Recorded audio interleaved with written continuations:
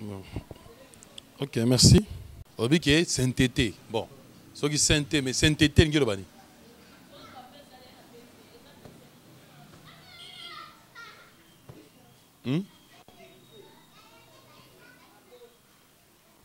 C'est-à-dire là, la pureté, n'est-ce pas? C'est-à-dire sainteté, c'est la pureté, c'est-à-dire quelqu'un qui n'a pas, qui est sans péché, sans tache. Quand la Bible nous recommande d'être saint, n'est-ce pas? D'être saint. Et quand on dit que Dieu est 3 fois saint, ça veut dire, donc, Dieu, tu es saint, saint. Namtu na yo. Tant aux saint, aux bani namtu na yo. Tant aux gentil, engelo parce que le saint, Dieu, tu es saint. Bon, engelo bani. C'est-à-dire que sans péché. Bon, maintenant, si quelqu'un est saint, tu ne peux pas prier pour lui. Parce que prier, ça ne veut dire pas que est-ce que prier, ça veut dire que tu pries seulement pour les pécheurs? Est-ce que tu pries seulement pour les pécheurs? Quand on dit prier pour tous les saints, prier pour tous les serviteurs de Dieu, prier pour tous les hommes de Dieu, ça veut dire, tu pries pour eux parce que de telle manière, peut-être pour que la prière, ils ont intercédé en faveur d'eux, afin que peut-être ils peuvent encore réchiter, ils peuvent encore retourner dans Makamabe, ou bien de pouvoir prier afin que Dieu leur donne peut-être la force à garder étant à Bango en sainteté. Donc quand on dit prier pour les saints, ça ne veut dire pas parce que comme il est saint, donc on ne peut pas prier pour lui. N'est-ce pas? Donc on prie, c'est une prière. Mais le but est que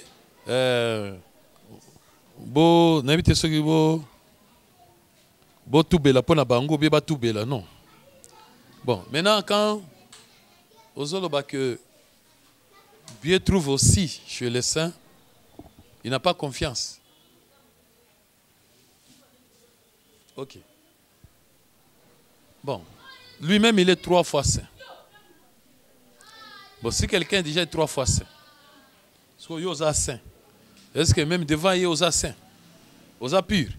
Parce qu'il est 3 fois saint. Ça veut dire que sa sainteté est plus que au-delà même et à yo. Donc, vis-à-vis naïe, n'est-ce pas? Yo, ozomona naga que, ozana yo kaka sainteté, n'est-ce pas? Mais peut-être vis-à-vis na ba liloba naïe, na condition nyonso, nde ozobima saint. Mais vis-à-vis na nzambe, c'est comme par exemple, nous pouvons dire,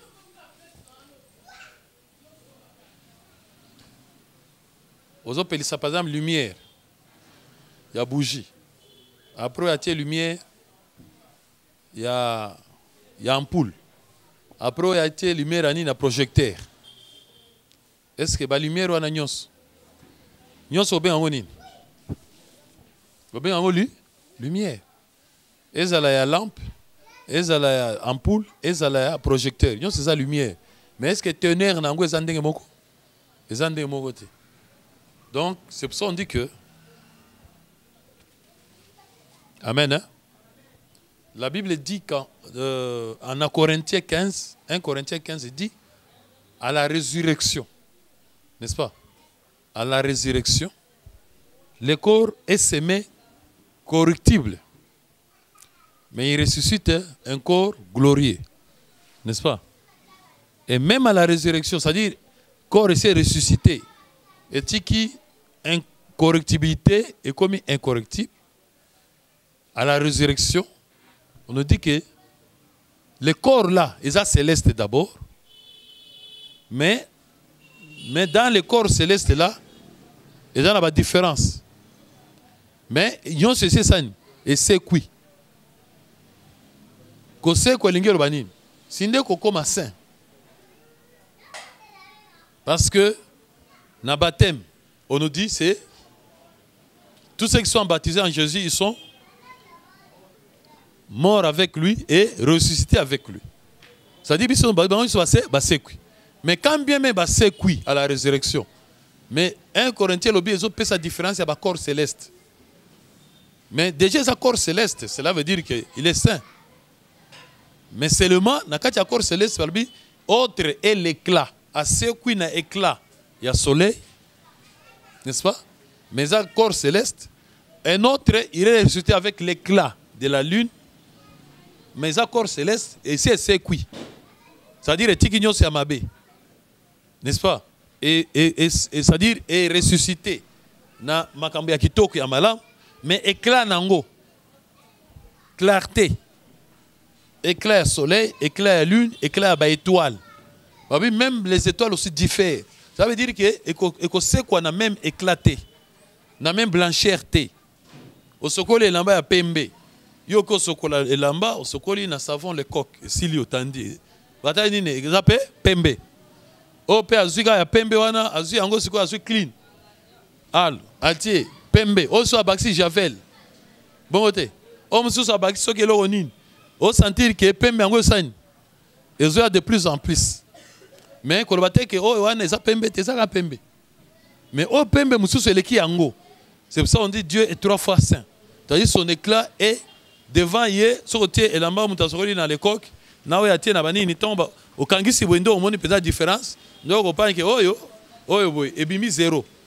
Mais soki oh ezate oh ya pembe makasi zato yango moko ne ezana omona que oh ezani ni eza pembe.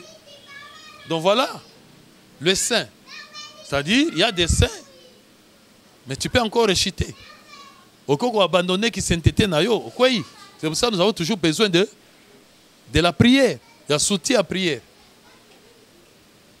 Parce que même les gens qui ont été déçus, les anges déchus, ils étaient des anges, des saints anges.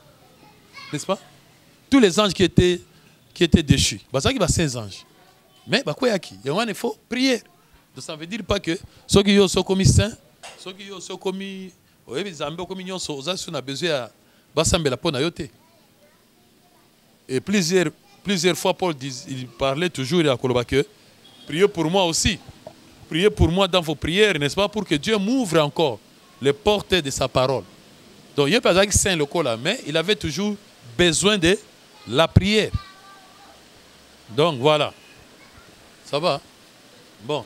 Mais généralement, il y a ce terme, bon, comme on utilise d'une manière vulgaire, c'est-à-dire, le fait qu'il y a une église, il y a une Bible, il y a une Kato, on y met la Yesu, et l'assemblée, on a une assemblée des saints. C'est-à-dire, il y a le lot, il y a une assemblée. Quand le lot il y a un on a saint, pour côté de l'assemblée des saints. Donc, il y a un terme moko, on va utiliser en Gokaka vulgairement. Quand on a une assemblée des saints. Oh, assemblée de bassin. Dans l'assemblée là, bassin nyonso, bote na bino. Est-ce que yo que nous vérifier? On est au tal vraiment que baza bassin. Mais on a une assemblée des saints bakabwani. Mais on peut bakabwani, mais on peut bakeka assemblée des saints. On peut bakeka l'assemblée nini des saints. On a l'assemblée des saints babundi. Dans l'assemblée des saints, pasero na pasero yo, basani. Frère na frère yo, bayoka na ati. Bakangeli na bakanda. Dans l'assemblée des saints. Dans l'assemblée des saints, okuta, bosa ba délivrance. Donc ba délivrer saint. Amen. Bosa délivrance, saint moko na se ba délivrer. Donc, mais sinon, dans les termes de la parole, Dieu nous a appelés à la sainteté. Quand la Bible dit que Dieu nous a appelés à la sainteté, il y a comboté. Donc, il y a kotika mabe. Bon, nous tournons sous.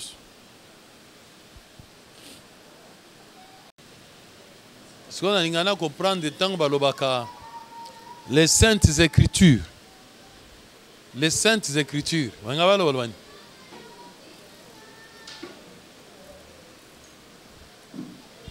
La Bible, la Bible, les saintes écritures. Bon, ça veut dire quoi? Maloba masantu. Bon, ndeni. Obania mkola liboso te, ozo la gabi lemba mikola suka. Bon bilemba mikola liboso. Bilema mikola liboso. Ezandeni. Comme ozolo kaka bilema mikola nini ya suka. Bilema mikola suka.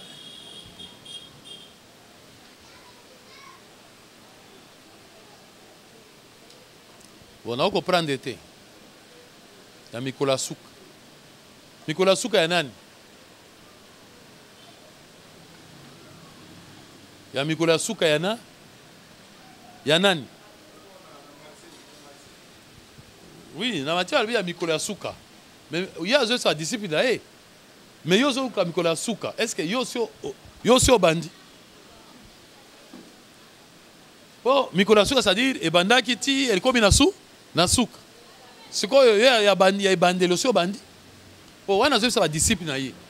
Cela veut dire qu'on dirait ba bandaki. Parce que la Bible nous dit, dans l'Apocalypse, n'est-ce pas?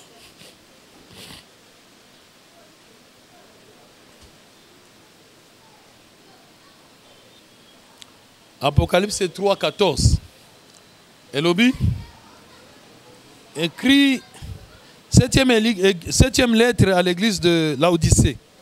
Écrit à l'ange de l'église de Laodicée, voici ce que dit l'Amen, le témoin fidèle et véritable, le commencement de la création de Dieu. C'est-à-dire, Jésus, c'est lui le commencement. C'est lui l'alpha et l'oméga. C'est-à-dire, il y a un débat et bandeli. Il y a un bandeli.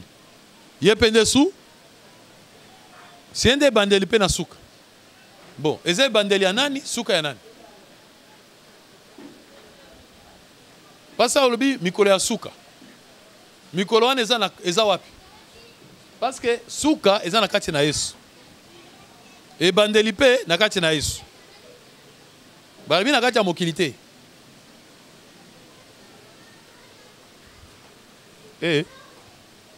Est-ce que balobi suka eza ya mokili ou bien suka eza na kati na Yesu, eza na kati ya suka ngo tomona na kati na Yesu. C'est-à-dire e bandeli na kati na Yesu pe osuki swapi? Andora Yesu suka ezate yenda suki saka siko mikolo ya suka wana tango zo suki sana Yesu. Est-ce que bazolo dans suka ya suka ya nini? O suki sana nini? Na okena zana na mikolo ya suka ya kolia, mikolo ya suka ya osani ya osani ya mokili. Ah. Ya mokili. Il est le commencement et le commencement de la création. Si il y a ya mokili. Le commencement et il est alpha et oméga, c'est-à-dire il y a mokili au zolo bawan. Il y a des bandeli ya mokili, pe suka nini? E bandela mokili za nani? Yes, suka pe mokili za nani? Yes. Ziko mokili wana eza na kati ya nani? Mokili wana eza na kati ya nani? Mbosoko eza na kati ya Yesu te, oyo eza na mokili. So ozoluka ebandelia, ozoluka ozoluka siko nini? Olingo ba ebande mikolo ya suka. Suka ya wapi? Yo bandi nano te, ozolinga suka. Banana no po eba suka ndenge ezalaka. Bon, là peut-être sous. Nicodème a lobby Jésus. Jésus a dit pour au côté de il faut botter mambalami ba. T'as dit tango botami, ko botama wana mambalami balé, obandi sous. C'est ndo bandi. Parce que tango oye ozongi suna libonga mama, c'est que yo obandi. C'est que obandi commencement, n'est-ce pas? Wana ndo bandi. Après, il faut suki ça. Si on kobota mama zolo ba kobota man. Obota mawapi. Na mokiliti. Tant ici il faut zonga libuma mama po sani obo. Bo tango ko zonga wana babota wapi.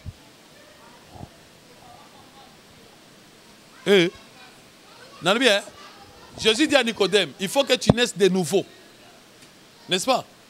Pour mokilo zolo ba oyo, eza po babota ki okuna na maternité. Angwa no yeti, omoni mokili so bano senga siko mokili yango siko et au soukate. O c'est la souka moki. Ok. Mais Jésus peut aussi ngayo zonga sona libuma maman, n'est-ce pas? Après ça obotama. Tango zonga na libuma maman obotami. Obotama mokilini. Oya Nicodème ya zonga libuma maman. Ezako ya okene obotama na maternité. Hein? Bon, obotama na nini? Na molimo. Parce que tango obotama na molimo akena mokili wapi? Tango obotama na nzoto okena mokili wapi? N'est-ce pas? Mais tant qu'on reconnaît sous ce zone, bon moment, bah tio, bah au bois qu'on a mon kilinin. Hein? Il y a molimo. C'est quoi? Et bandelo, il y a ce zone qui est fin du monde. Et ça monde il y a avant, ou bien il y a tant aux zones bon moment après bah tio.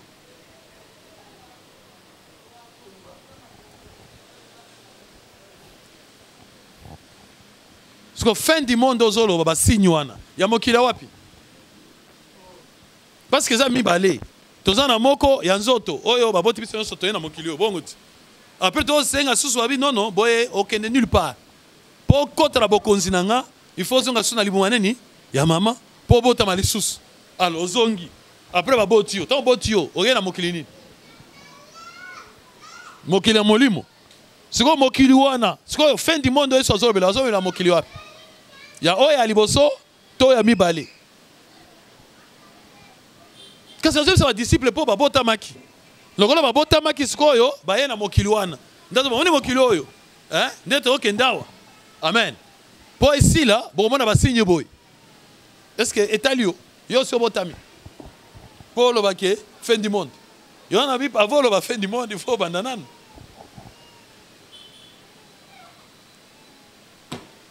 Alléluia.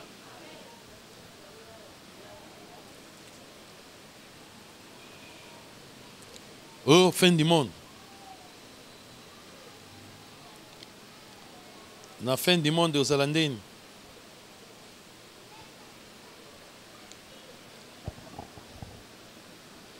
Tokena.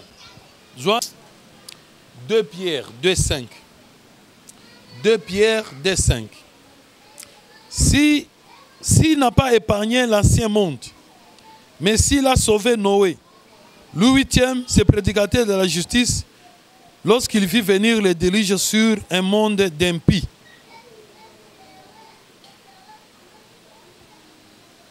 Si Dieu n'a pas épargné l'ancien monde, c'est oh eza monde.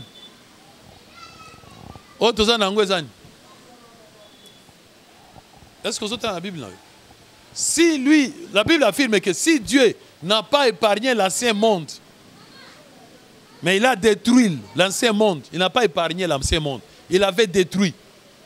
Mais en détruisant l'ancien monde, il a sauvé seulement Noé. N'est-ce pas? Ce qui fait que le monde d'autres gens, lelo eza oyasi yasika po yakala nzamba sani aboma yango atika yango te aboma yango na mai oyeza yasika. Sikoyo Yesu pe ayi azo programme peke oyo pe magay oya sika yango pe osani yango pe ekosi la lisusu. Mais tout à la nano po balbi oyo salama kandezo salama oyo pe zo salama ndeko salama. Mais monde oya kala tango nzambe abomaki yango abomaki nini oyo ye azoloba ke monde pona ye nzambe amoni monde ekufi. Mais tango totange na Bible tomoni ke Noé tango abimaki na arche mabelo ezaki te ekufa basala mususu likolo basala mususu. Amen. Si ezaki likolo arche bon siko alobi na ndenga maye kitaki wana bomaki monde aka mais tomoni no abimi boye aka akutika mabele oyo, n'est-ce pas? Siko abomaki nini abomaki batu pona nzambe batu wana oyo abomaki pona ye azobenga bango nini monde ke. Amen. Pona ye lokola batu nyonso wana oya mabe bakufi po azoba monde d'impi. C'est-à-dire oh nyonso mabe bakufi c'est que pona nzamba bi monde ke. Est-ce que monde ke eza mabele ke eza banzete ke yo yoka na délice banzete nyonso si là. Noya ko tsai ba manga na arche. Amen. Akotsaki ba safu na arche. Akotsaki ba nani ba nani ba nguba na arche. Mais pas ni bilo nyonso tika na ba fleur. Ce qu'on dit ne kufa.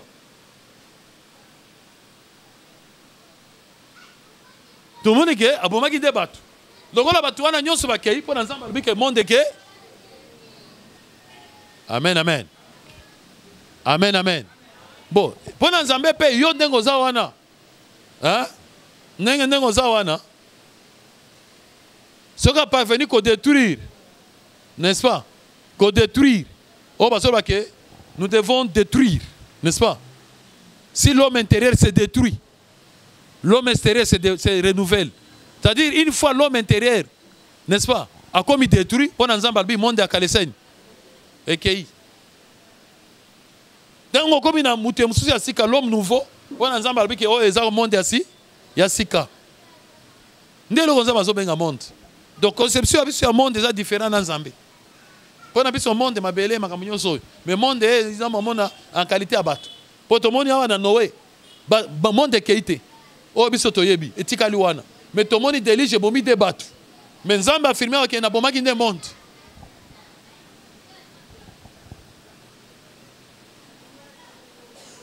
Tu vois, Jésus peut, à la logique, à non. La fin du monde, on va tout na. Tu vois, fin du monde, il y a un dengeni. Ils doivent comprendre, on va tout na bien. Parce que l'homme intérieur, ndeni na koyeba ki akei. Basi na eza nini? Amen. Ndeni na koyeba ke hein? L'homme intérieur, c'est-à-dire le vieil homme, l'homme intérieur, n'est-ce pas? L'homme extérieur wana a commis détruit et qui a commis homme nouveau. Na koyeba ndenge nini? Quels sont les signes? Quels sont les signes du fin du monde? Oh Zoloba. Et pour ceux qui font du monde comme des royaumes ne quittent. Or, tout ça, c'est que ton royaume vienne où? Dans le palais de la nation. Et quitte dans le palais de la nation. Beaucoup de gens quittent. Parlement à Sika. Il y a un centre na Banjelo. Président du Sénat à Sika. Tamboa Longwa. Mosigo. Amen, amen. Sigo, et quoi y a nini, beaucoup de gens. Et quoi y a royaume de Dieu. Parce que Jésus disait le royaume de Dieu est au milieu de vous. C'est le royaume de Dieu. Comment ça au milieu, mais César a Zanan. Parce que César était là, le gouverneur romain. Le soldat romain Bazali. Mais Jésus a dit le royaume de Dieu est au milieu de vous. Parce que le royaume de Dieu est beaucoup. Et celui qui gouverneur romain. N'est pas soldat sikaté. Parce que le royaume de Dieu. Pour eux, ils ont beaucoup de gens qui Ils ont dit soldat qui à Sika. Après ministre à Sika. Non, ministre à Sika. Non, président à Sika. Il y a un Zambé. Mais le royaume de Dieu est au milieu. Mais entre-temps, Nani Pilate Azali. César Azawan. Siko. Royaume Angweza Ezo Sandeni. Te Azalo ba Ezao au milieu de vous, c'est-à-dire Ezao. Ezao pas ni po yemoko azaki nakati. C'est-à-dire royaume wa toto senga ezande kita nakati na biso. Mais pour royaume wana kita il faut dans le monde ya kalesa nini? Monde wana ezala esila. Pour monde ya sikai ande royaume ko kita. Il faut fin du monde. Et qui koya te na monde ya kala. Il faut d'abord fin du monde. Nous bimbo. Toza presser royaume wana kita. Mais pour kita royaume wana sko ekita to yebi OK. Condition ça fin du monde. Ce que tu eba ke fin du monde est commis. Ba signe ça nini. Ke ngai na commis ba signe. Nde Yesu alobi. Voilà. Et nous aliboso. N'est-ce pas? Il y a ba signe à fin du monde. Les ande banzala. Soki omoni banzale koti okomi koyoka nzala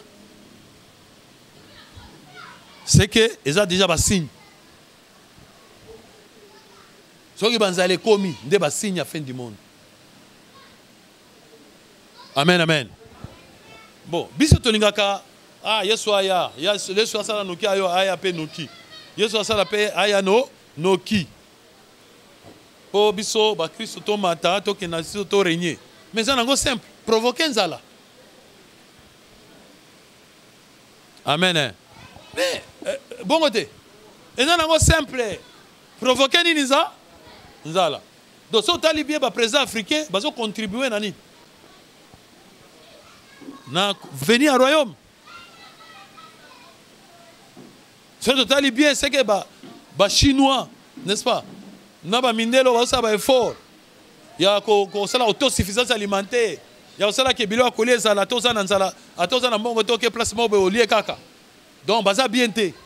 Bango bazo repousser avènement du Seigneur. Baningi yeso ayate. Do biso wa kutu Afrique de toza bien. Po si nangweza banza do banza lo to vivre yo eza bien.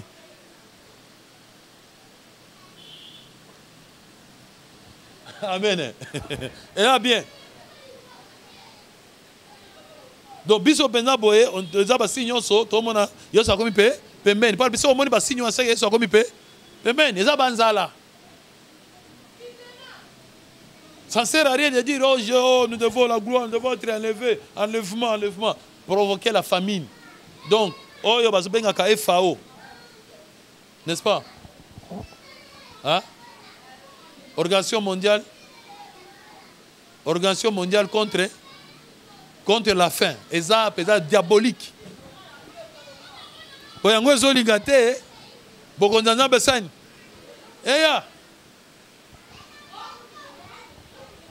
Dans l'andi documentaire, même pas documentaire, il y a une information. Les Chinois. Parce que en 1960, la Chine, la Chine, en 1960, on a toujours Doda. Dans 1950 ou 60, $1 est 1 franc congolais est $2. Donc, on a préféré garder franc congolais. N'est-ce pas? On a préféré garder franc congolais qui a gardé nini $. Parce que 1 franc congolais est $2. Donc, on a 100 francs congolais, on a $200. Et bilo ya koli ezaki Wednesday. Vous vous rappelez chaque samedi papa bazo kende kozwa cantine. Bazo kende kozwa biloko.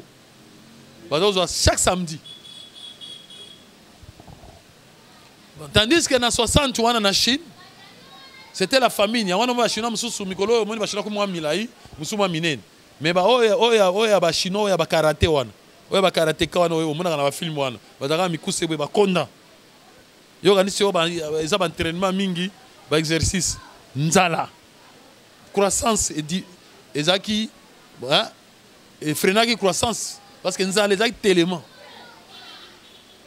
ndio mona comme tu mona ba chinois na baliaka nyonso ti lelo mbwa oh ligorodo oh hein ezaki nde ba série wana timbo tellement baliele boy tikali pe. Bon, dans les agues tellement de communion sur bazoli ara au poukou. Au chauve-souris, ting. Ndomone au coroné yeboé et dans des chinois, bilia ali na bango. Bilia ali wana utande wana na ba série banzala wana. Quand on commence à manger tout. C'est dans ce moment, Mao Tse-tung aye albino, boété. Il faut tout ça te retrousser les manches. Oh mon akol Mao, retroussons les manches. Boy, ça veut dire musala.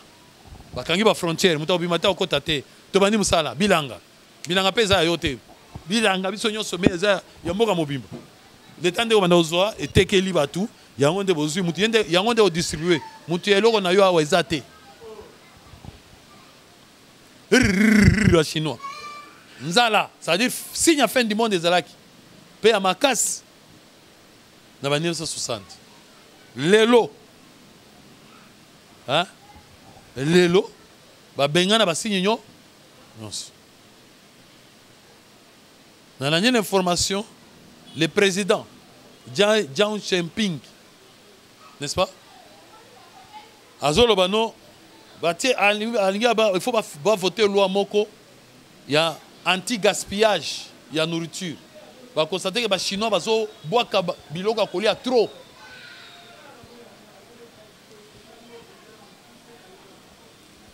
C'est-à-dire, bazo boka tellement trop, na ba resto, na bandako, donc vraiment, comme il belé.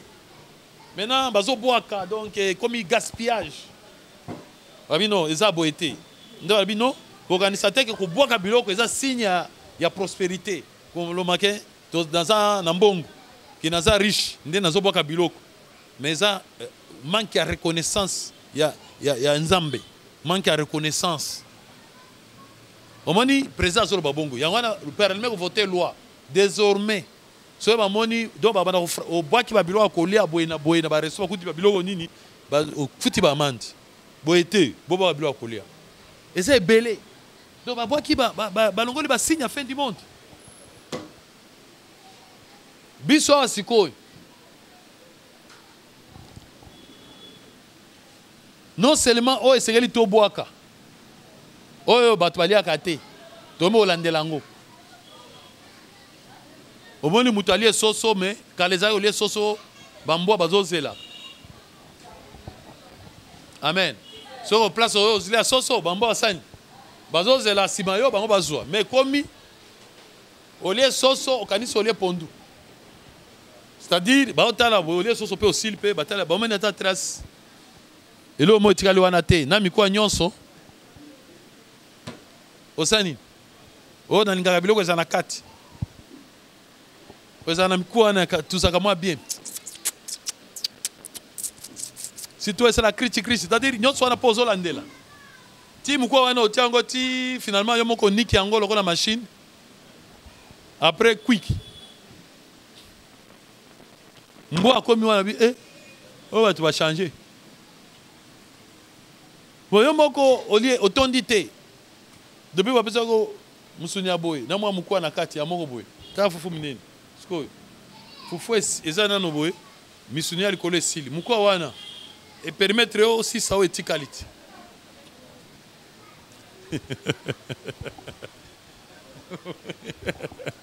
Donc et ça les bonus.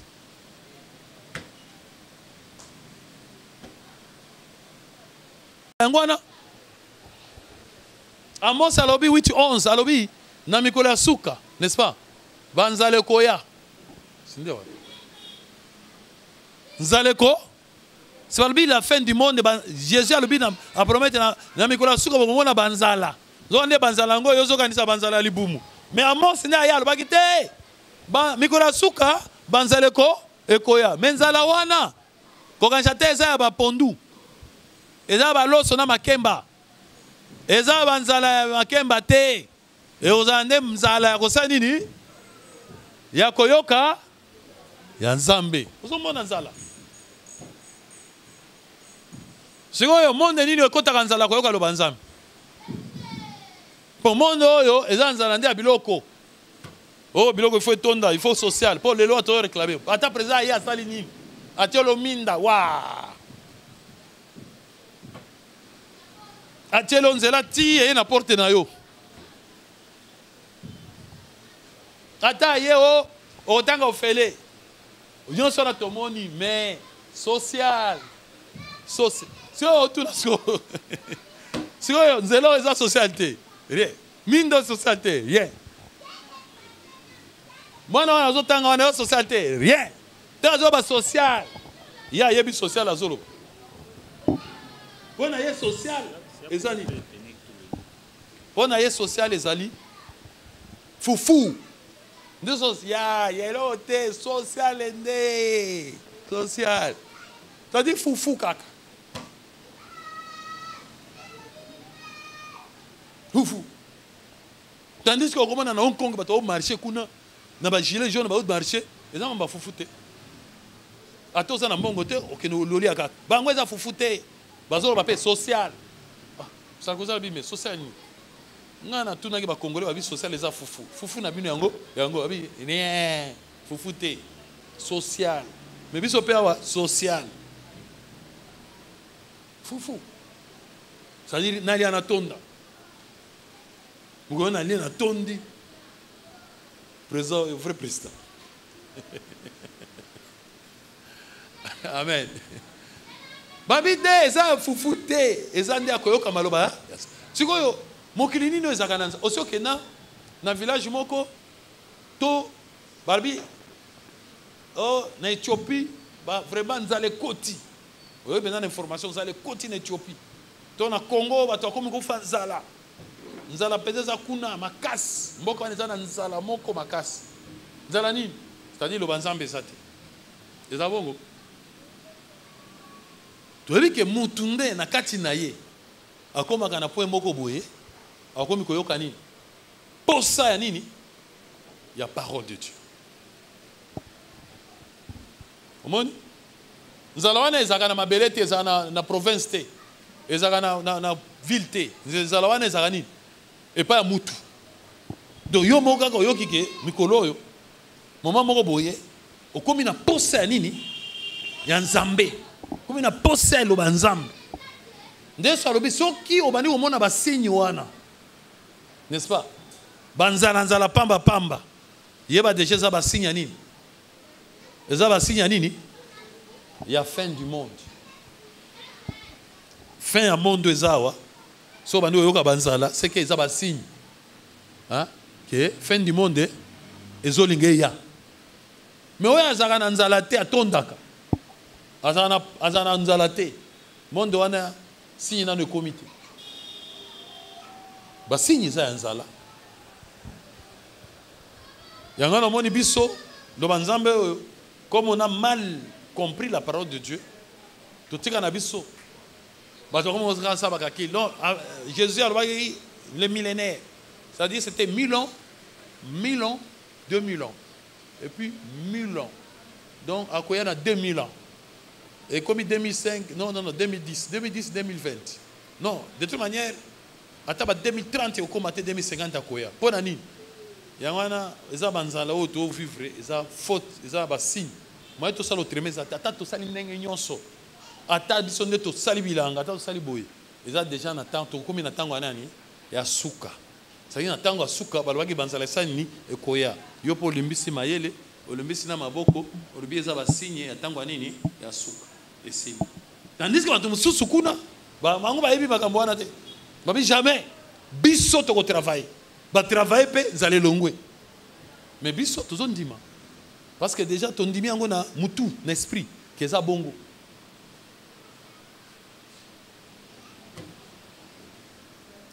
Signe mususu, balobi na mikora suka. N'est-ce pas?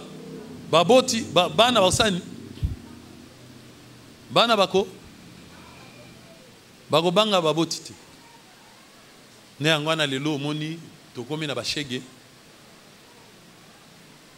N'est-ce pas? Na bakuluna eza mikolo nini ya suka.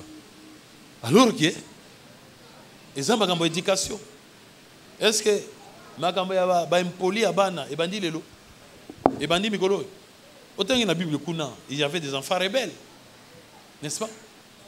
Depuis avant même Jésus, les enfants rebelles bazalaki. Point les amis que la souka.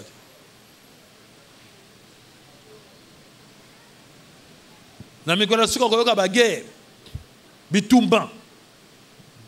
Pays, nation contre nation, royaume contre royaume. Bitumba. Ko la souka.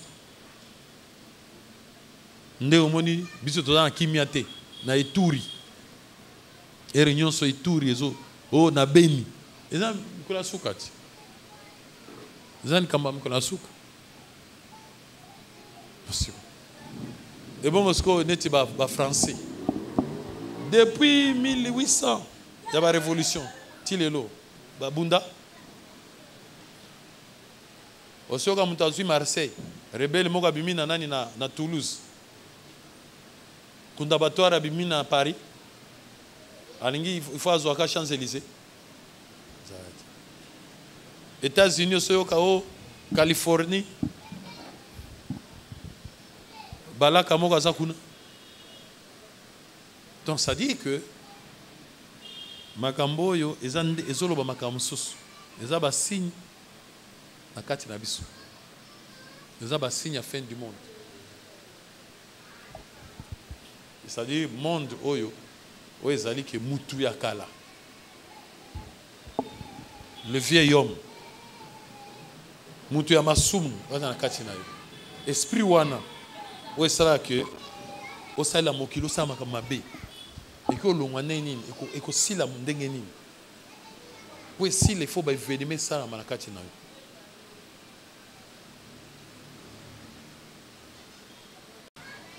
Voilà.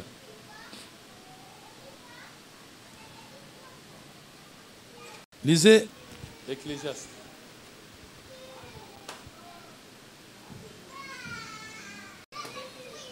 J'ai reconnu que tout ce que Dieu a fait durera toujours. Tout ce que Dieu a fait durera. C'est que si monde wana oyo, monde oyo ekosila wana, oyo bazoba ke fin du monde, oyo ezo dire te wana, c'est que ça oyo Nzambe asalaki te. C'est que ça monde oyo Nzambe asala te. Parce que Ecclésiaste atali na biloko Nzambe asala. Abi naye ko reconnaître que biloko nyonso Nzambe asala e ko dire mikolo nyonso. Mais ce que au monde moko ekei, c'est que monde wana ezate Nzambe asala yango.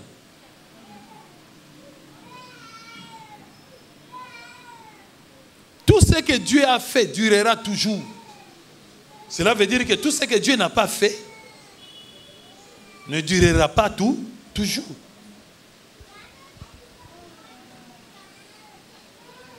C'est pour ça que la Bible dit, les choses invisibles sont à l'Éternel. Mais les choses visibles sont à nous. C'est que on zamba sala, ne est invisible. Il y a ça n'est pas invisible. Mais on va visible, les habits sont de tout ça là. Les habits. Il y a un et dirakate. On habits sont des sani et kendak. Mais on a un zambe et tika la kalibela. Zamba sala ki mokilwana, mutalinga ki aya tem kolomoko niye. Aya soso na ba sasu moi lumière, na ba sasu boy, jamais. Mais ti nenga zamba yaki akuti mokilwana bible. Qui a fait ça? Les gens yo sali ba décor na yo si sali boy na beauté libère soyez espère aya lui. Ah, mais tu vois pas que la lumière c'est pas. Dis ajoute dans un projecteur là-bas. Ajoute encore une autre là-bas. Ajoute encore là-bas. Ayo sala touche naï. Nde nzamba ayo sala. C'est que mokilo akuta kiwana. Ezaki ayete. Ezaki yendi asala ngote. Parce que nzamba sala ça dure toujours. Il n'y a rien à ajouter. Mais tout le monde nzamba bani ko ajouter. Que la lumière soit. Atali. Ça va. Mais na séparé en gros. La fin des sous. La monnaie c'est bon, il faut n'en bongo. On a raisonné l'obi. Premier jour, bongo. Deuxième jour, il faut raisonner. Bon, côté lumière, c'est bon. La monnaie problème c'est que bama yo yope et sangani a. Mai ndombe na mai sokini. Et sangani. Il faut na kabola bama yo. Akaboli nan. Ati etandi, abi c'est bon. Na fa nano wan. Aye sous ajouter sur l'homme sous. Non, mayoyo, il faut na retrancher mai. Ils ont belé débordé trop. Il faut na retrancher encore na mokilier zonga côté moko. A retrancher moi ndamba mai. Après mon ma belé kaou kalbi ah c'est bon, il faut na ajouter il faut na ajouter banzete. Na ajouter matiti. Na ajouter ba fruits. Ajouter. Pour les bosser ba fruits ezagité. Banzete ezagité. Mais muto ya sala mokila il y a des autres de ngwana. Ezanga ba fruits, ezanga ba zete, ezanga bilo nyos. Nani? Amen. Amen. Nani? Oh, c'est quoi ça, ma grand-mère? Tu as la sagesse à koleka. Oh, c'est Ecclésiaste. Yanzambe baba kisakate balongo la raté.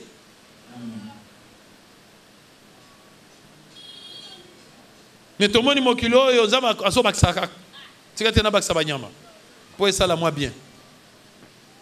Na tiape mutu, pe ça la sko kitoko. Mutu pe akonza sko biloko bien pour eko man harmonie.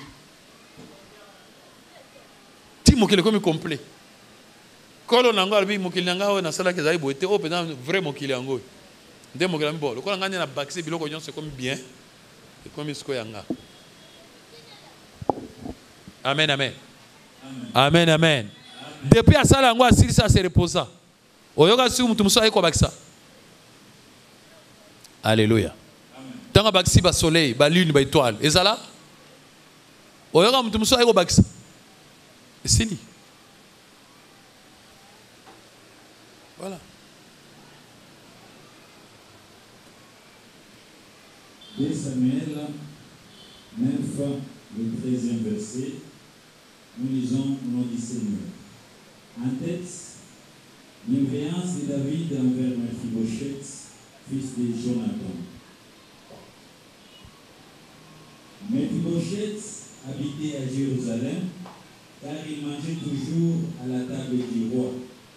Il était boiteux de 2 prix.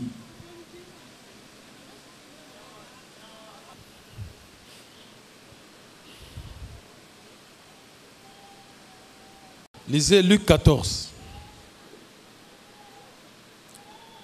14, 15 au Kitty. 15 versets. En tête, parabole des conviés. Voilà. Jésus a zappé roi. Roi. Le roi des rois. Il est le roi. Le roi des rois. Bon, donc.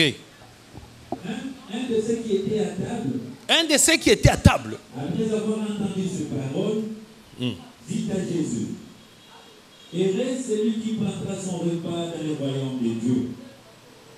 Et Jésus lui répondit. Bon, banana 7. 7e verset. En tête, instruction sur l'humilité et sur la bienfaisance. Il adressa ensuite une parabole aux conviés, en voyant qu'ils choisissaient les premières places, et il leur dit. Bon, sautez 12, hein? C'est mieux pour toi, et puis tu vas enchaîner rapidement.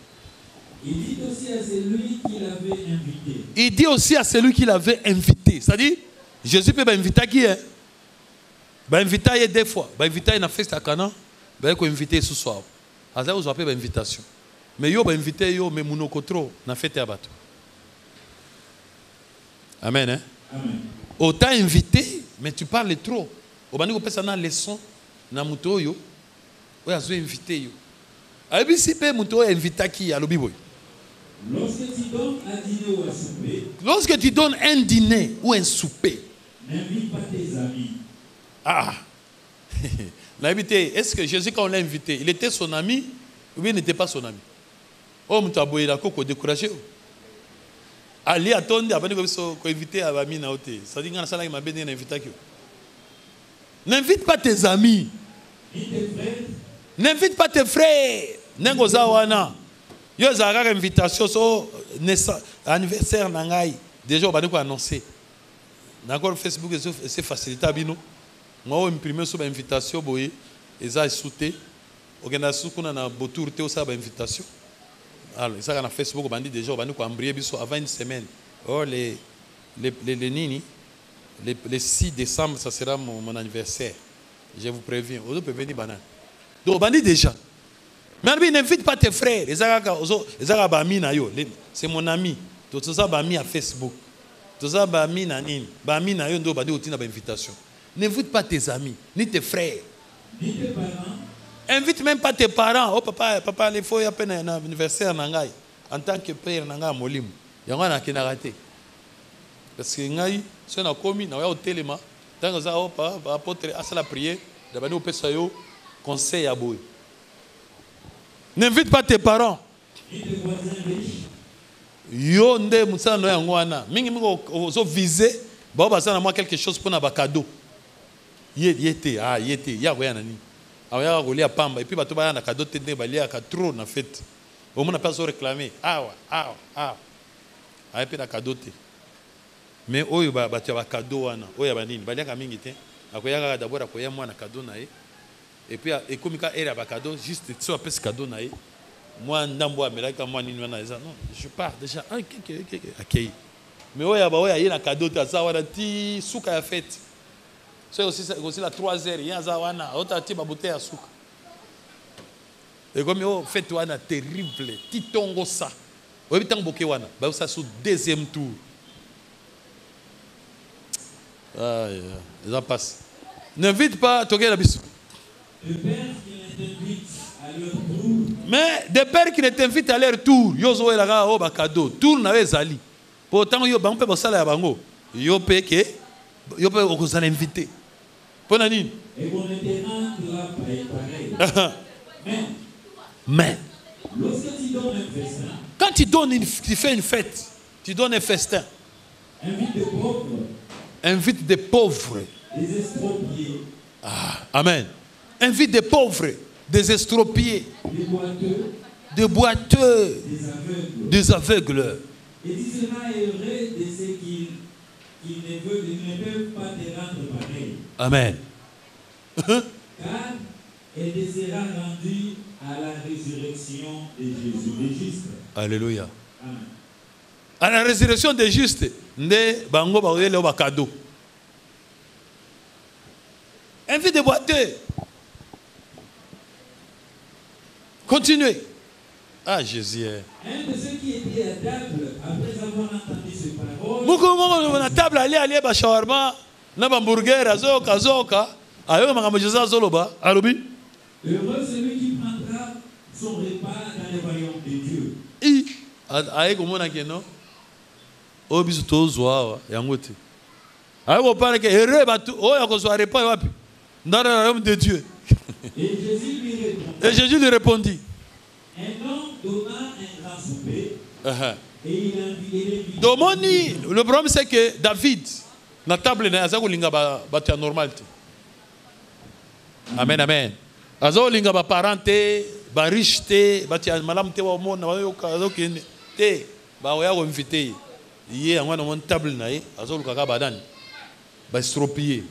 Ba boite wana surtout oyo nyonso makolomi bale kenda lokola monsieur Vechete boy wana invitation ya liboso yaka table ne zaika itondanga bato ya ndenge wana po azaki heureux azolunga nde azala heureux po ayeba ke ekosamela ye pe mais wapi dans le royaume de Dieu ye pa kokota c'est pour cela invitaki ba boite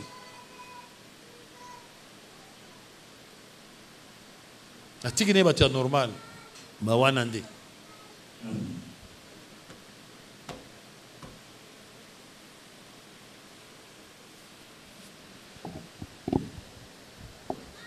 Merci.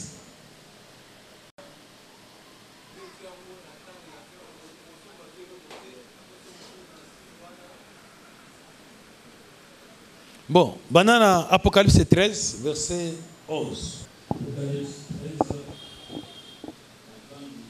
verset, nous lisons au nom du Seigneur Jésus-Christ. 11e verset. En tête, la bête qui monte de la terre. Puis je vis monter de la terre une autre bête qui avait deux cornes, semblables à celles d'un agneau, et qui parlait comme un dragon. Elle exerçait toute l'autorité de la première bête en sa présence, et elle faisait que la terre et ses habitants adoraient la première bête dont la blessure mortelle avait été guérie. Et opérait des grands prodiges, même jusqu'à faire descendre du feu du ciel sur la terre à la vue des hommes.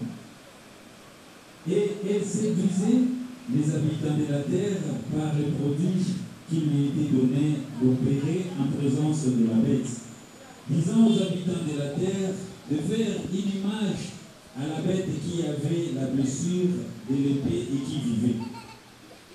Et il lui fit donner d'animer l'image de la bête, afin que l'image de la bête parlât, et qu'elle fit que tous ceux qui n'adoraient pas l'image de la bête fussent tués.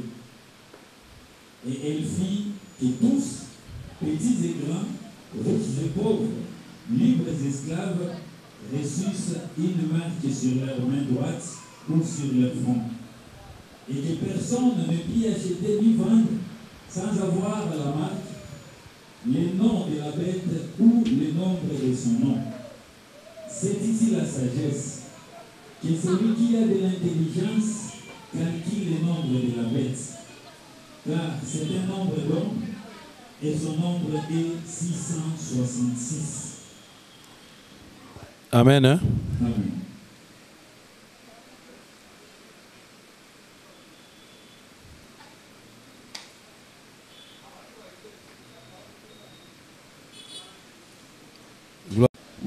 On parle de la bête.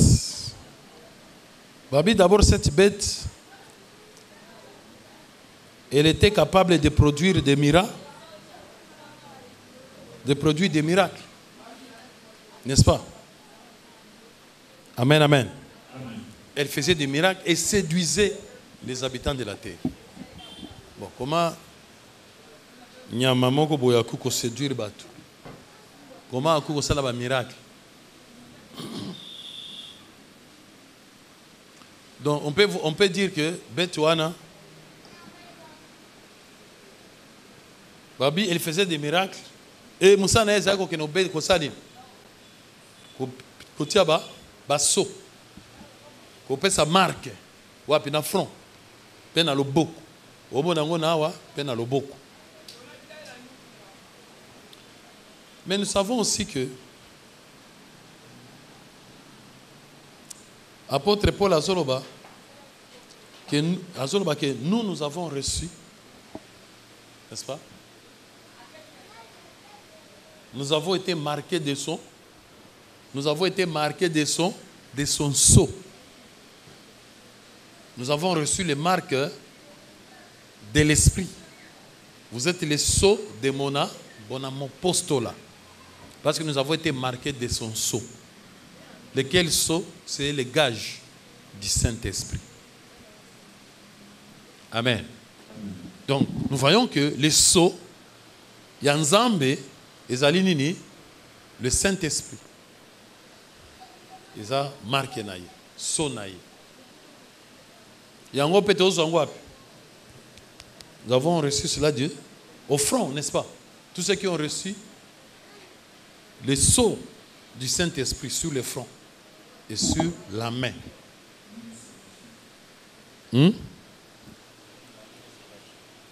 Pardon? Comme les racheter avec l'agneau. Parce que, basu basso. So ana balbi zanini Saint-Esprit. Nous avons été marqués du sceau, n'est-ce pas, de l'Esprit, du Saint-Esprit, comme les sceaux de notre héritage. C'est que, tous en gondé, banama zo ke ngobe tango, so wana. Ezali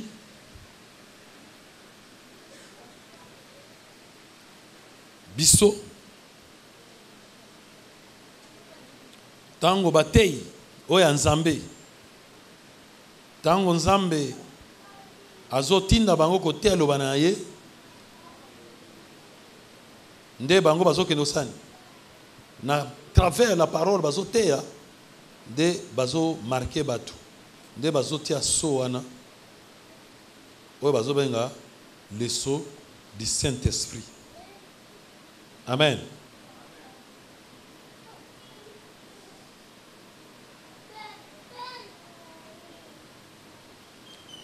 Ceux qui battent dans Psaume 45, verset 2. Psaume 45, le deuxième verset. Les paroles pleines de charme bouillonnent dans mon cœur.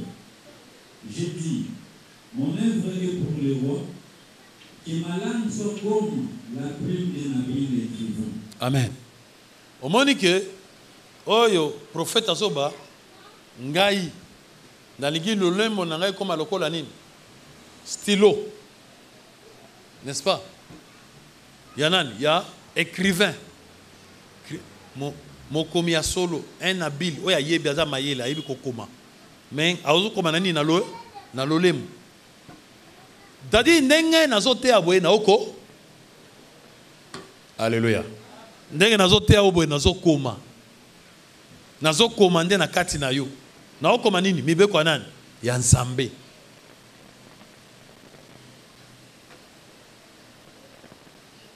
Amen, amen. Na okoma nani? Mibeko ya Nzambe. Tanga na Hébreu.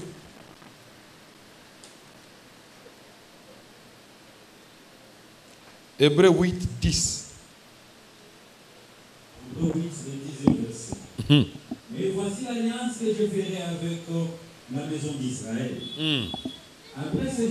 Après ces jours-là, dit le Seigneur, je mettrai mes lois dans leur esprit. Je mettrai mes lois dans leur esprit. Je les écrirai dans leur cœur. Et je serai leur Dieu. Nzambe a côté à loi na ye na ba esprit na biso na ndenge nini na kokoma yango na mitema. Ce que nous avons commandé, nous avons commandé à travers basali wana lobike langue nanga ekoma parce que nous sommes au service du roi. Quel est le roi? Nzambe. Il a dit que je suis au service du roi et que langue n'a comme ma plume comme un ébile écrivain, mais au service du roi. Donc Nzambe da tinda mon sali na ya sani ako akoma na mitema. Mais azokoma na mitema ndeni. Yo ozo stylo komi na motema. Ozo crayon komi na esprit. Te maloba. Amen. Et yo ba ke yo koma moi lettre koma mukanda, n'est-ce pas? So comme mukanda na okoma, mais souka lettre il faut ça. Il faut signature, il faut so caché. Si ma côté ayo, il faut molimo, n'est-ce pas? Or batama so ba molimo, to mona siko nini? To mona nde misala. To lobi, mais to mona siko molimo. Poto ba ko zui molimo nzambe, to mona ngo na misala. Il o calculer de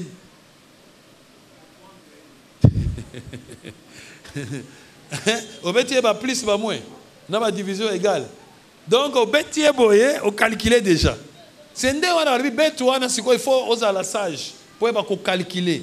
Pour façon azoya, o koye baté. A ko séduire au kanisa ke ezan nzambe. Pour azoya na 666. Azoya pena maye lo moni ke oui, o pesa ngama. Ezalo ko la nete o moni église na biso, to pesa ba moto. Tozo aider pour bonga. Au cause de pauvre boité. Il faut y poser. Nous avons bien un sur la riche. Nous avons fait joie. Tel la Bible verset en gros. Je veux que vous prospérez. Pas si c'est un diable. Nous sommes à Mbola, ok, ne califelo. Ah maudit. Et vous nous ferons le bien-être. Donc façon à même là le bon on dit oui. OK. Zokande bête à zakuna. Alléluia. Au comme il a su comme il signal. Na signé suni. Oh signé. Oringo zo abiki te ba signé bongo te. Ah ba signé na makila. Ah. Yo lo baki ke. Alléluia. Amen. Netina lobi na mon internet wana ya ba vidéo ezaka ko so koti po comme nango trop. So koti omona musungu wana ba présenter yo ebandi. Ba la soka ba dollar. Ba la si ba mituka. Ba couleur, ba jet. Nini? Parce que yo poko koma nango. Oko koma nango, oko sacrifier te. Oko bomate. Eza makila te. Mais ezali kaka fo yo pozwa. Soko yo kozwa. Ezali ka sem. Soko yo loba soko to dans ça. Po un na mbongo te, na sa commerce te. Abi ezotala ninte, ezangte, ezotala ninte. Atoza le côté yaka oko kozwa. Yo poko ma ba millionnaire, c'est le club des millionnaires. Oko sacrifier te, on s'en dit. Soko nasa, soko mbona sacrifier te, na teka apete. Soko na kuma millionnaire yango ndenge nini.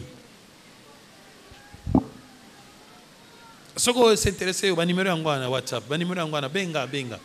Donc ça dit ozo mona ke, oko mona mon cher, quand on souffrir moi trop. Ça dit o mona ke ezo ya lokola o séduire. Yo po ndimi okoti. Finalement, o calculer o mona ke no ezo présenter nango bien baso ngande bien être nanga, ezo présenter lokola eza na bon sens, bon moto, eza na 4. Hein, bon sens. 6. Eza pe maile ya malamu nazo lukape, o kapena ko mamutu. Autant le peut calculer nango bien, oui, c'est vrai PSP9. Même le banzambe pe lobby, il faut vraiment il faut pas bien. Yo pe okoti et séduire yo. Après alors, va beti na no cacher na front. Na front c'est-à-dire on dimi.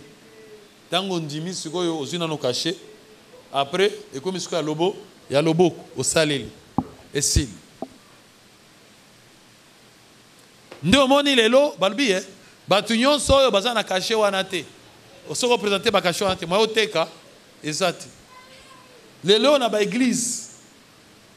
N'est-ce pas? Personne ne peut ni vendre ni acheter ce qui a salé le wana te. Eza ko ya ba wenze wana te, c'est zo samalelo.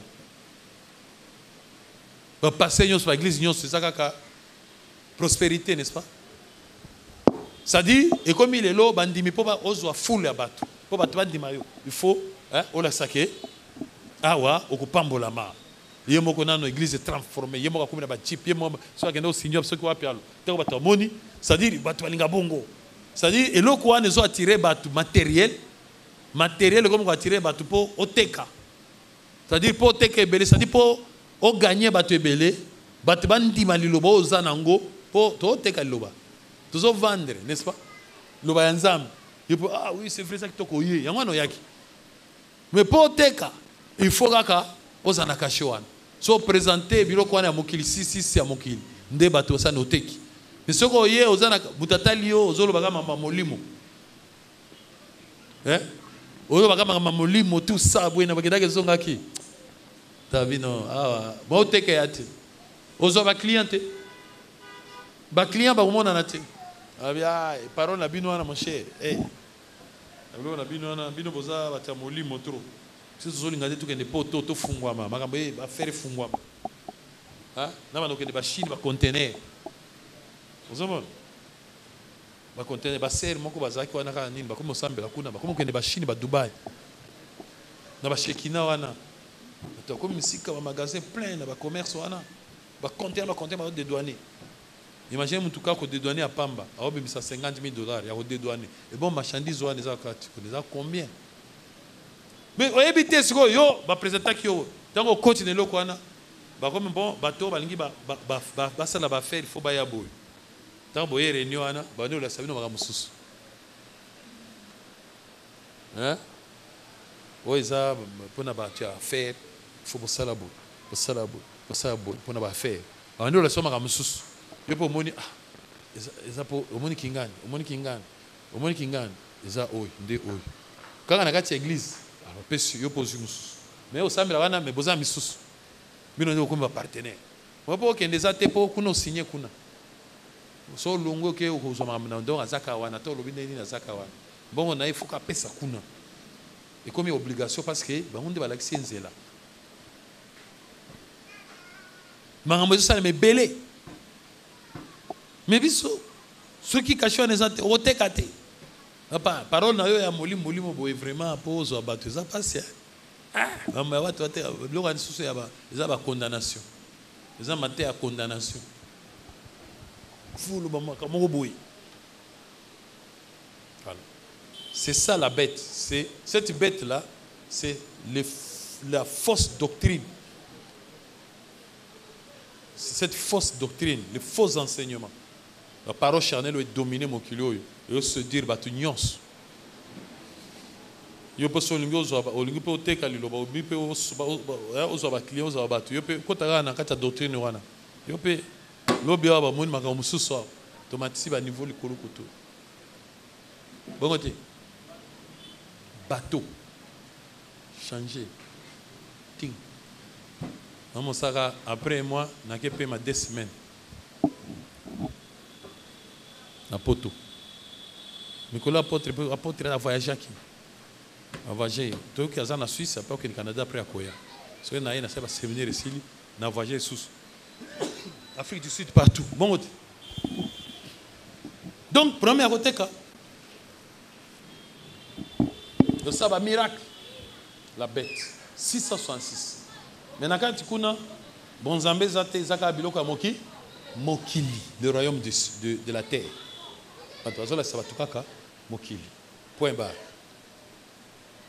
C'est un zambé tout. Bon, là, ça va mokili. Moutou, na kati église, azo, la gaga, akoma lokola. Tambwe mwamba. Bon, moti.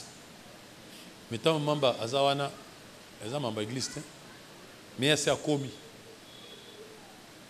Mais yozo, na kati, zamba, ça facilite koma wana. Bon. Matthieu 17, 14e. Matthieu 17, le 14e verset. En texte, guérison d'un lunatique.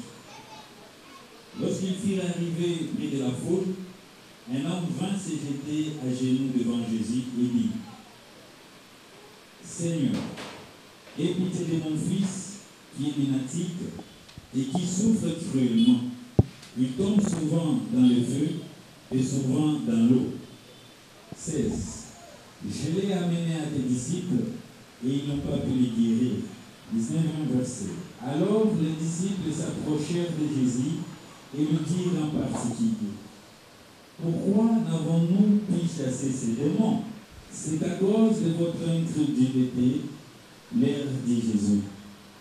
Je vous le dis en vérité, si vous aviez de la foi comme un grain de sénévé, vous diriez à cette montagne: transporte-toi d'ici là, et ils se transporteraient, rien ne vous serait impossible. Mais cette sorte de démon ne sort que par la prière et par les jeûnes. Jésus, il est le même hier, aujourd'hui, éternellement. Oh, changé. Oh, déjà, les lobas, c'est quoi? Oh, comme soussou, comme soussou, l'homme soussou. Tiki les lobas. C'est quoi? Lobas, c'est quoi c'est l'ango quand? Lobas, c'est quoi c'est l'ango quand? Autant comme ma camboye, tiki les lobas, belis, yomo otiebo, belis l'homme soussou. C'est quoi? Lobas, c'est quoi? C'est l'ango quand? Pour tiki ago, belis l'homme soussou. Oh, belis la wana, c'est quoi? Oh, belis l'ango quoi? Il est le même hier, aujourd'hui, éternellement. Zagaliloba. Bon. Et puis, Robi, Tobelaka Yesu, Jésus, au nom de Jésus, nous sali. Mais tout le monde a acte des apôtres. Vous avez une expérience, les 7 fils de Sheva, Bassad. Esprit ezawana ba on peut basani ba tiki liloba ba tiki na bango loba ne osali ba tiki loba ba beli loko moko bongoti tant esimite po ba tika ki loba basani bengi loko moko ba tia boye milimo lebi yo toyebi Paul toyebi Jésus et bongo yo zana est-ce que bango ba mi belelaki ou ba belelaki comme Jésus bon comment ba esprit wana lobi ke toyebi Paul est-ce que ozo mona place wana bango ba beli ko ba Jésus il fallait bango ba nano wana ozo bele biso toyebi ete ozo mona toyebi ete yo toyebi ete to beta yo yo ozo mona no benga ya na ngai muso ayebi ya na otalbi benga ya yawa elo ti no zelai benga ye pa ayebi ete omoni mais so déjà ayebi ke yo zale ke dingwe ayebi yo ke oza ile ko dingwe. Et puis, on benga yaya. Directement, on mutu na ayebi ko bengi na. Ayebi ko ozo benga dingwe. Pardon. Zan, to bo makamoto to yokana na kende. Ko benga ete. Po ayebi dingwe. Moni, na mitu wana force na zo kontete. Atoza ki amukewe. Na benga yaya e dingwe. Esili na ko mtamakasi to ko négocier. Mais sikoyo na mitu wana ko to benga na muli mwana na komo na ngati.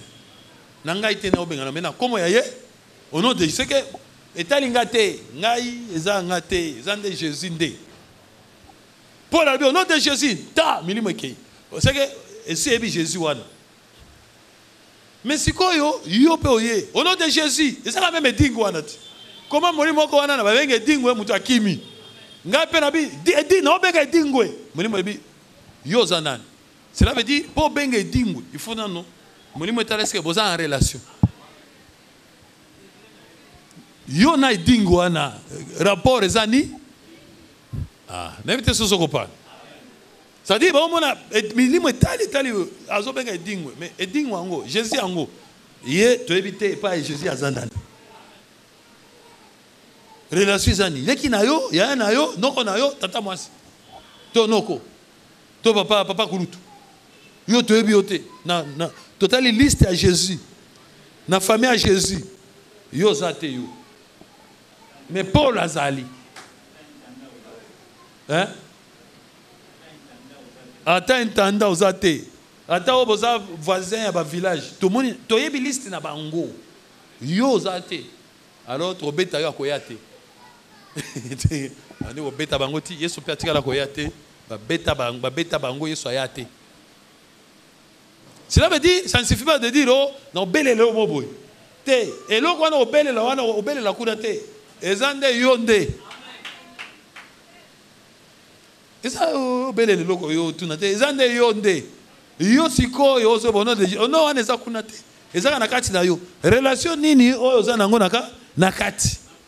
Na kombo wana. Yango nde ko pesa yo pouvoir epa mulimo.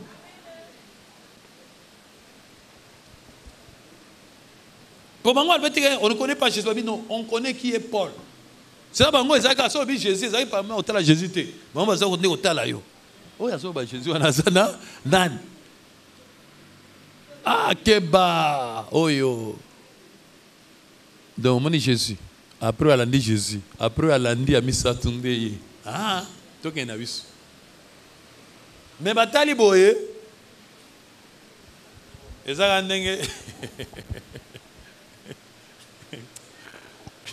on a na quartier kuna zaki nyumba ndako moko étage soki des étages ba tonga wena boesko batie ba chevron ba nini ekwekwe ba mabaya soyo ba mama moko ba lokota ba mabaya ba lokota bango bazoya wana ba nini na bazo lokota bango mabaya ekweya wana ba kayasi mususu ba parce que no débriete sikoyo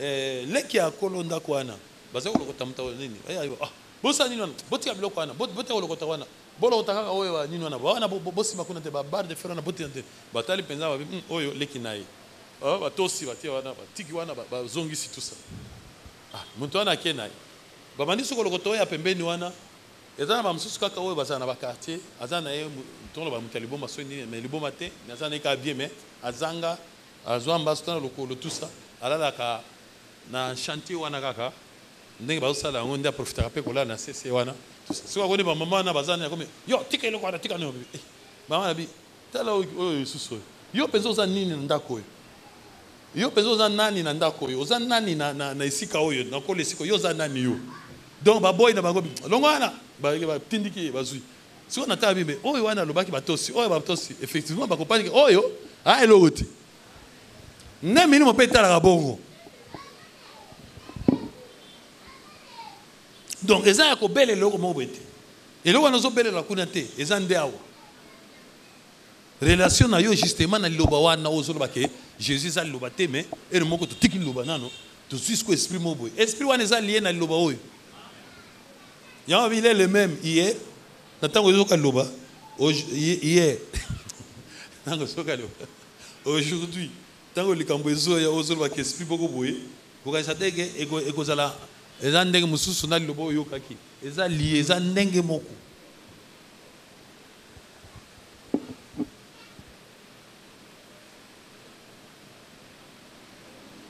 pour ceux qui disent au nom de Jésus au nom de Jésus vous chasserez les malades ça dit biso nyonso ba espère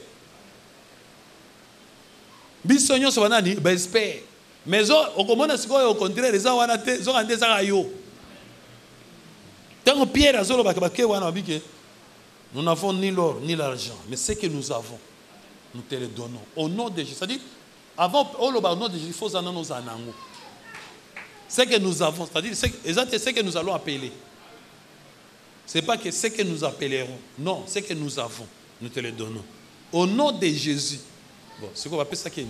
Ce que nous avons. C'est-à-dire, il faut anango. Et aux anango, c'est ça. Bon. Acte 4, 7.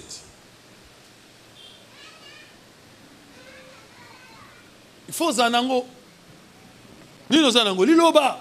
Parce que relation dans le loba est nini, relation dans le loba est nini. Vous avez parenté. Vous avez ndeko. Mogo makila moko.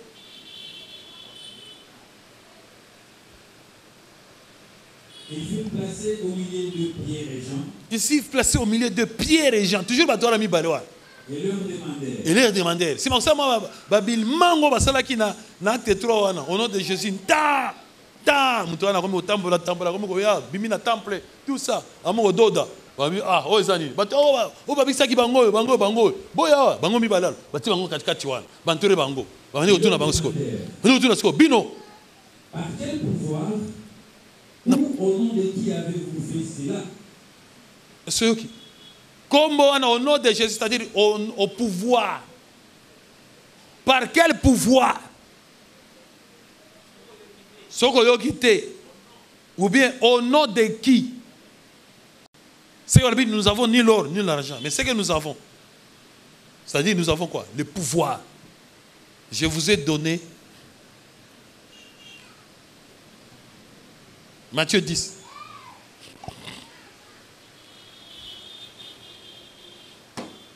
Matthieu 10. 1. Matthieu 10, partant du premier verset. Puis, Puis, Ayant appelé ses 12 disciples, c'est-à-dire Nakati Kuna Pierre, na Jean Pierre Nakati. Il leur donna le pouvoir de chasser les esprits impurs. Bosikoyo, yo ba pesa au pouvoir. Ko chasser ba esprit. Apesa ba ngonde ko pesa, ezaya ko belela te. Il leur donna le pouvoir, c'est-à-dire il leur donna le nom. Au nom de qui? Ou par quel pouvoir? Ou au nom de qui? Mais ces pouvoirs et ces noms, il leur donna le pouvoir de chasser. C'est-à-dire Paul a le pouvoir de chasser. Paul a le pouvoir de combattre de chasser. Il a le pouvoir de chasser.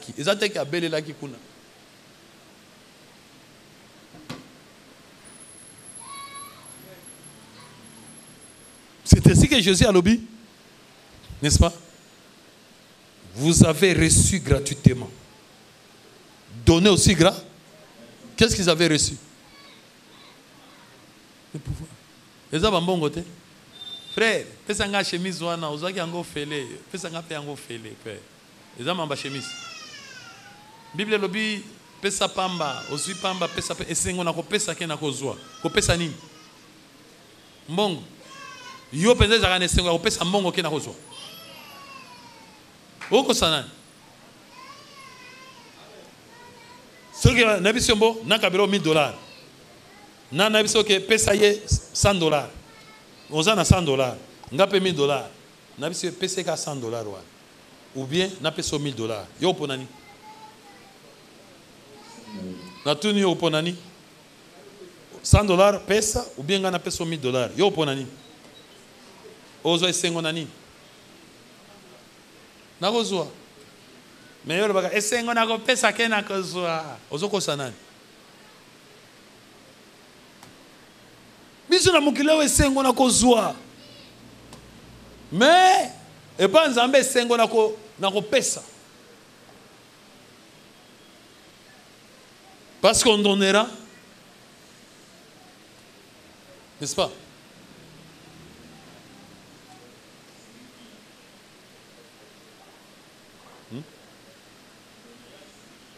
On donnera à celui qui a.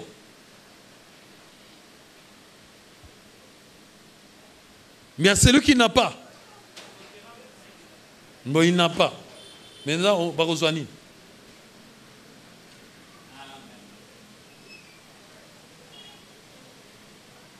Amen, amen. Maintenant, il y a ça dans le côté. N'est-ce pas? Ce qu'on va rejoindre. On notera même ce qu'il a. À celui qui n'a pas. Est-ce qu'ils ont un sens? Nous avons gagné Makambo Ezali.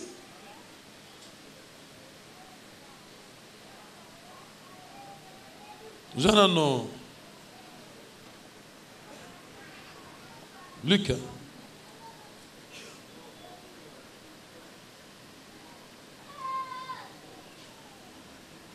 Luc 11, 41.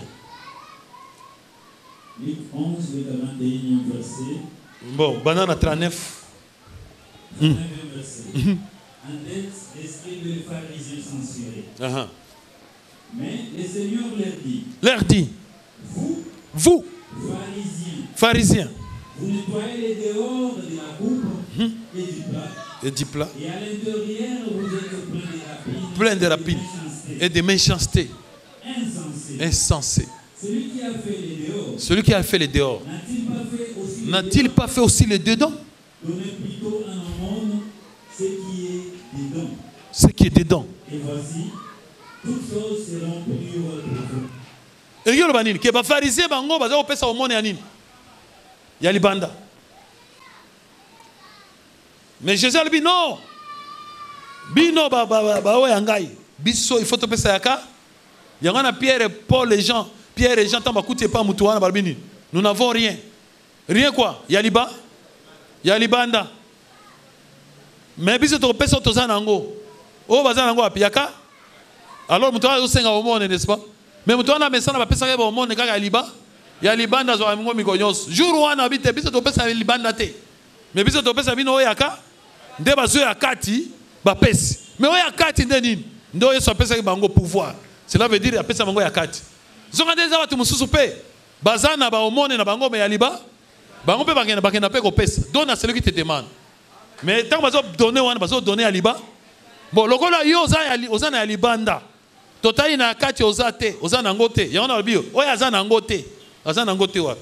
Ça veut dire yakati. Azana ngote. Bakolongola na oya azana ngo. Oya azana ngo nde wapi? Yalibanda. Amen. Bete la nkolo mabo.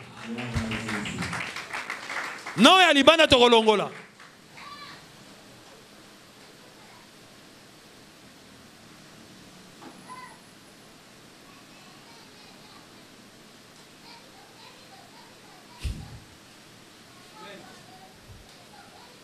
Nous sommes allés à la pas sous parole oté liboso naza ko bonde la makasi ba gêne non quoi sur ça ba gêne wana.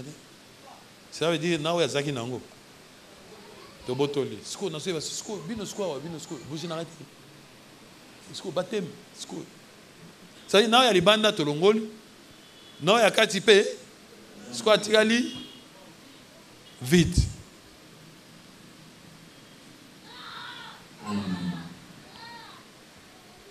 Amen, amen. Amen. Sere mususu na ozelaye. Ayaka na ba confinement. Ayaka 2 fois. Moni aye ba pa bete skoyo, aye 2 fois. Andimi. Soit to fongoli, ndai senga dimanche abi. Papa, azako yana zemi bol. Ayi papa na botaki. Zambe no peza saki na botaki, vraiment ezaki ba complication makambo ezali belé mais tango ekomaki ndenge wana nde ba singa na bana ya église na yaka 2 fois nde ozosambela na pe ko bota parce que et cas déjà ba moi donc ils ont botaté ce qu'on a dit moi na botami asi botami skoyo na oyane na koya na ibite awa sko baptême sko bo ezaka ndenge nini po bo ati ozalbite ezane bo baptême aux amkolonini po na na mwana obaptisé na bise ya na dimanche ana dimanche baptême po na baptême na ya mwana na bien ya na dimanche. Parce que tant qu'on voyait au monde baptême.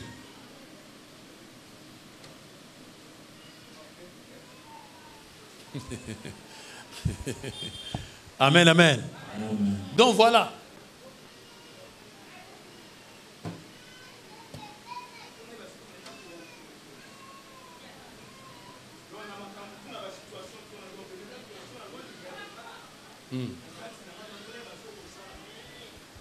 Nous banzambe est-ce que ça dit?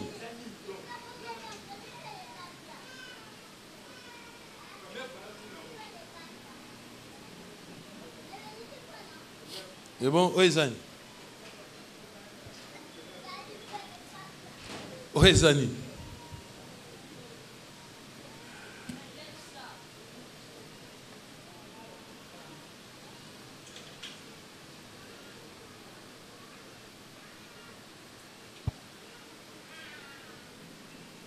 Bon. Ça, on a Jean 1, 1. Ok. Jean 1, partant du premier verset. En tête, la parole fait chair. Au commencement était la parole. Au commencement était la parole. Et la parole était avec Dieu. La parole était avec Dieu. Et la parole était Dieu. La parole était Dieu. Elle était au commencement avec Dieu. Elle était au commencement avec Dieu. Toutes choses ont été faites par elle. Toutes choses ont été faites. Bon, au commencement était la parole était avec Dieu et la parole était Dieu. Na bandeli ezaki lilo bezaki na nani na nzambe pe lilo ba ikoma ezaki nani siko seka ne bandeli tozali na banzambe boni na tuni na bandeli tozali na banzambe boni na bandeli ezalaki nini liloba mais liloba ngo ezalaki na ezalaki nanza. Ça dit loba awa nzambe pe a, n'est-ce pas? Mais lobango ce qu'on appelle identité nango. Lobango ezaki mutute. Lobango ezaki ngulute. Yango pe ezaki nza. C'est que tu sais na combien de nzambe? Nous comme tu dis au commencement était Dieu et Dieu était avec Dieu. Hein? Ce sont tous les lobeza nini. Bon, ce qu'on a entre bazambe mi bale wana, nana zaka liboso. ou bien entre la parole et Dieu, qui était le premier? C'est la parole. De la parole, il y a un banda qui avant Zambé à Zambanda. Avant Zambé à Zal. Mais pourquoi c'est quoi l'Iloba? Et c'est là qui est Zalana Zambé Pembeni. Parce qu'on dit que l'Ilobandé est Salakignon. Et, Barbini. Toutes choses ont été faites par Makamonyo c'est Salamé Nanini. Naliloba. Mais pourquoi l'Iloba Yango Moko? Mais tout le monde dans la création est commis au commencement Dieu. Barbite que la parole. Si Dieu a la parole, toi es Dieu kakaoyo. Azaki Nalilo.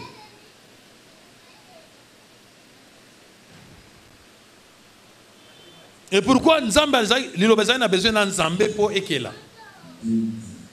Dieu dit. Il fallait que Nzambe a permis loba pour que loba wana et sala musa nango. Parce que Nzambe a permis loba wana ndenani.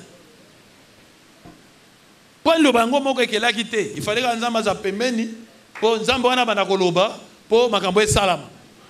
Parce que Nzambe a permis loba ndenani.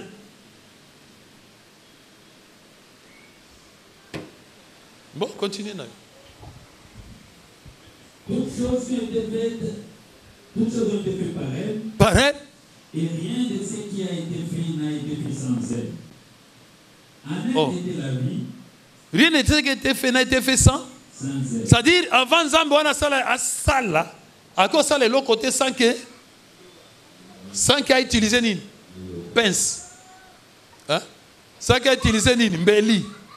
Sans qu'il a utilisé ni liloba.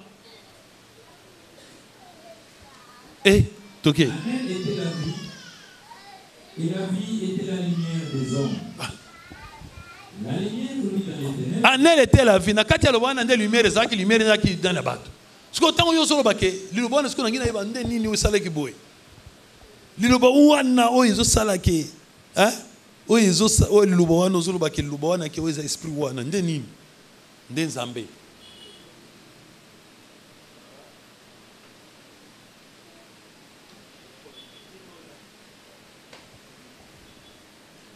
Pour problème na yo ezali ni problème sikoyo liloba ezali mais okelate liloba yango ezali mais okelate po ni po Nzambe azate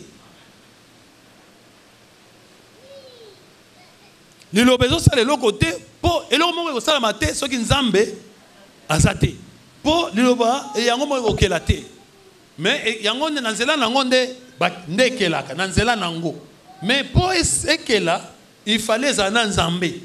Nzambe akela ako okelate sans qu'il ait utilisé liloba. Donc yon se lié. Nzambe ako okelate sans qu'il ait utilisé liloba. Liloba pe okelate sans que Nzambe azala wana. Ce que pas na yo liloba yango ezali. Il faut parce que pas na ni nezozanga. Pour ça tu mususu ozomona. Amen. Liloba azana liloba mais Nzambe ndi azate.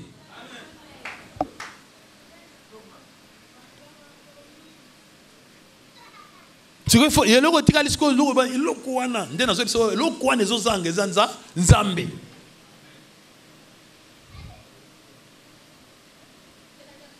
Si vous bunda ce que Nzambe aza, Nzambe azala. Mokolo Nzambe ozala. Ozaga liloba okeli.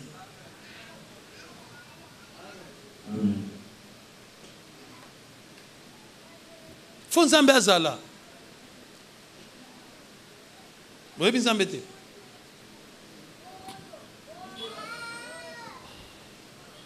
Hein? Nous avons la parole. Et Kogite. Faut en Nzambe. Vous avez la parole sans Dieu.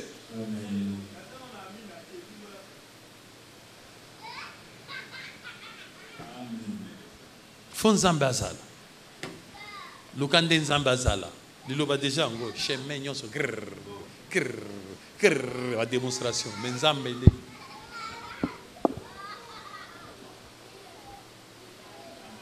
Tala, omoni ne ozana. Na omona ta bonzambe te. Est-ce que azomona liloba te? Ozoloba ozoka ngote. ozoloba na bien mais bonzambe nde omona ngo te bonzambe oya bonzambe te oya bonzambe te oya bonzambe te c'est il est esprit tout na mutu azoloba oza bonzambe te amoni azoloba nini ya amoni ete ndeni elone elasiki amoni ete a esprit luka siko nzambe azala oyo bato nyonso balukaka bamona mutu abonzambe moko te abonzambe eza bato baza na bonzambe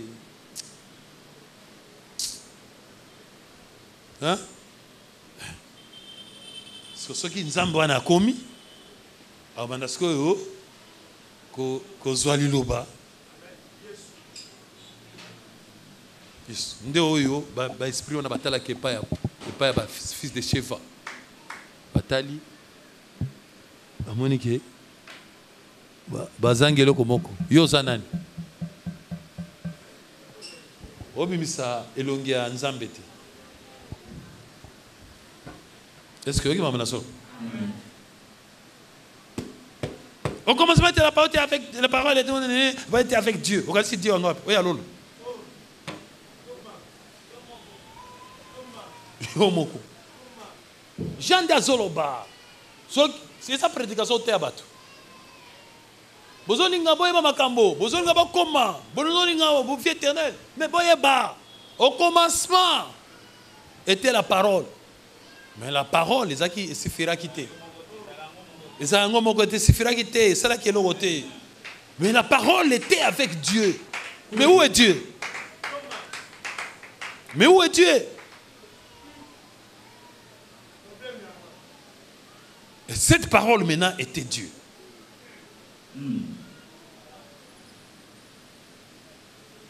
Nde yango wana kelaki makambo nyonso. Sans elle, eloboko samezate. Na kati nango vie ezalaki. C'est une démonstration. Et ainsi donc la parole a été faite chair.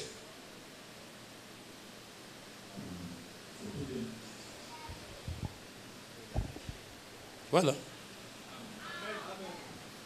Je pense que vous avez compris. Cela soit ainsi au nom de Jésus. Amen.